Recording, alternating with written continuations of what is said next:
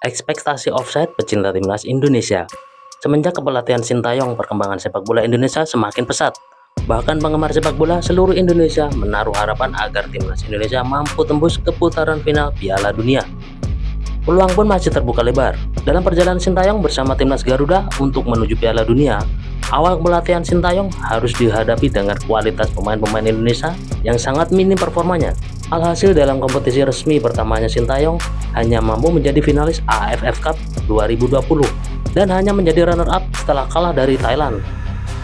Selanjutnya Sintayong harus dihadapkan dengan kualifikasi Piala Asia 2023. Alhamdulillah, Sintayong pada saat itu mampu membawa timnas Indonesia lolos putaran final Piala Asia 2024. Bukan hanya timnas senior saja, Sintayong juga berhasil membawa timnas U23 Indonesia melaju ke putaran final Piala Asia 2024. Dalam kiprahnya timnas Indonesia di Piala Asia 2024, Sintayong gagal mengantarkan timnas senior Indonesia lolos dari penyisihan grup. Pada saat itu, Indonesia hanya mampu menempati peringkat ketiga klasemen akhir. Namun sebaliknya, Sintayong mampu mengantarkan Garuda Muda U23 melaju sampai ke semifinal Piala Asia, sekaligus membawa timnas Indonesia lolos secara otomatis ke putaran final Piala Asia 2027.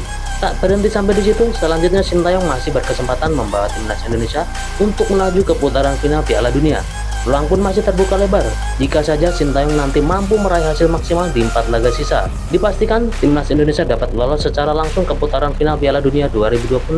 Namun dari sinilah ekspektasi pecinta timnas Garuda berpikir offside. Pecinta timnas Indonesia menganggap Indonesia sudah menjadi King ASEAN. Garuda memang sudah terbang lebih jauh, tapi bukan berarti Garuda yang terbaik. Garuda memang satu-satunya negara ASEAN yang berpulang lolos ke Piala Dunia. Tapi bukan berarti Garuda tak boleh kalah. Segalanya bisa saja terjadi. Wajar kita berharap timnas Indonesia terbang lebih jauh lagi. Tapi jangan pernah berharap berlebihan terhadap timnas Indonesia.